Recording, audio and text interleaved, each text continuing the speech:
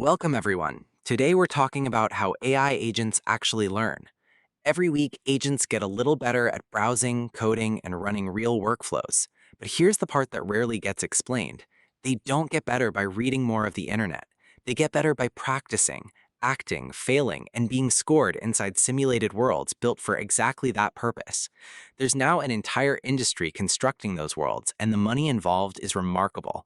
In the next few minutes, we'll cover why the old way of training ran out of road, how the learning loop actually works, and the breakthrough that made it reliable.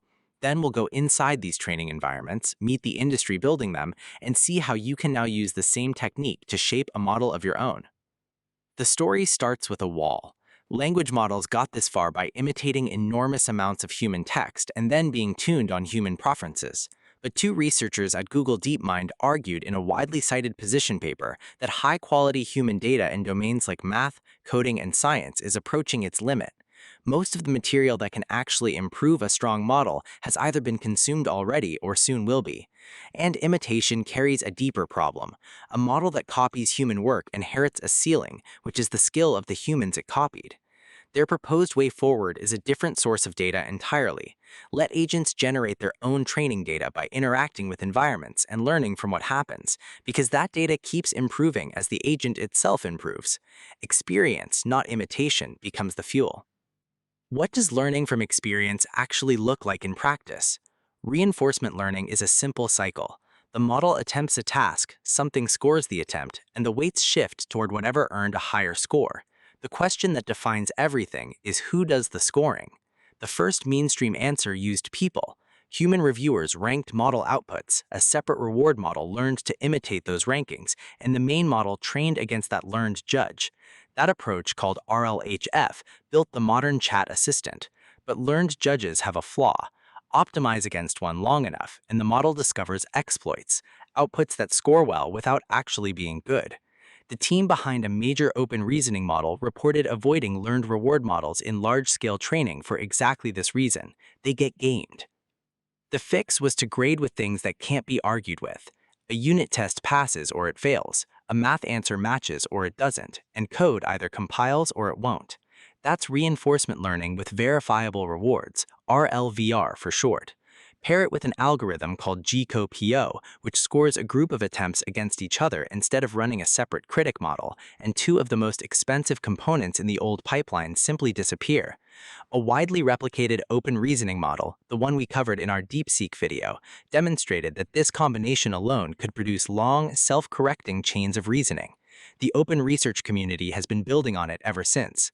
One honest caveat, though, researchers still debate whether this training truly teaches new reasoning or mostly sharpens abilities the base model already had, and that question remains open.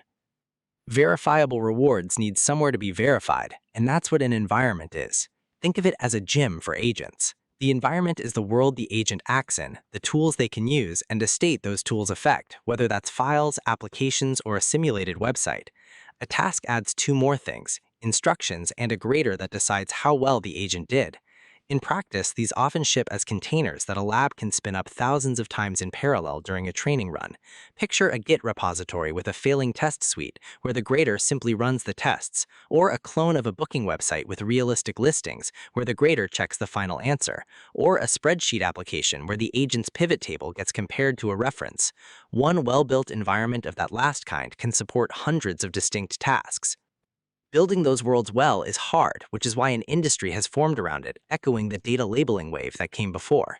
Specialized startups build environments full-time. The big data labeling companies have pivoted into the space. Labs run large in-house teams, and product companies partner directly so agents can train on realistic versions of their software.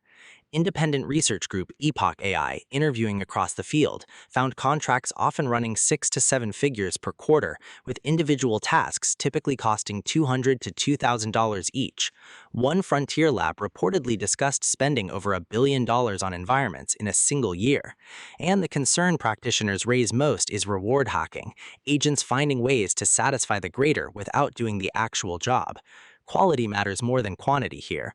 One environment company estimates that thousands of dollars of compute get spent per task during training, so a sloppy task wastes real money. For a long time, running this loop required a frontier lab, not anymore. The major platforms now offer it as a managed service called reinforcement fine-tuning, or RFT.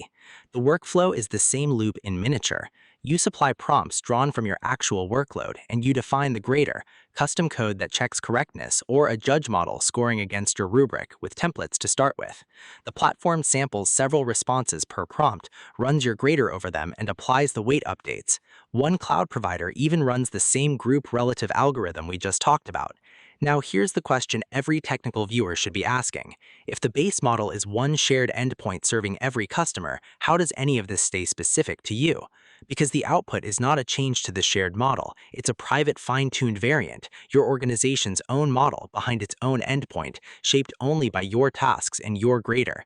The base model stays untouched, and AWS states customer data remains inside its governed environment throughout. The vendors are candid about when to use it too.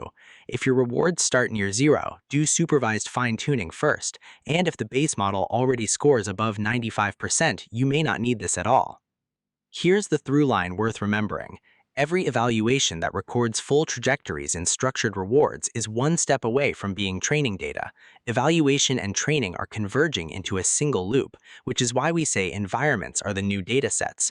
And that loop now runs at every scale, from frontier labs to a single enterprise with a well-designed grader. To be clear, the verdict isn't in. Some senior lab executives are openly skeptical about parts of this market, and the research debate about what this training truly adds is very much alive. But the direction is indisputable. Agents are learning by doing inside worlds built for the purpose. If you found this helpful, subscribe to the channel for more deep dives into AI infrastructure and technology explained. Next time, we're looking at agent identity. When an agent acts on your behalf, who is it, what can it touch, and how do the permission rails actually work? See you in that one.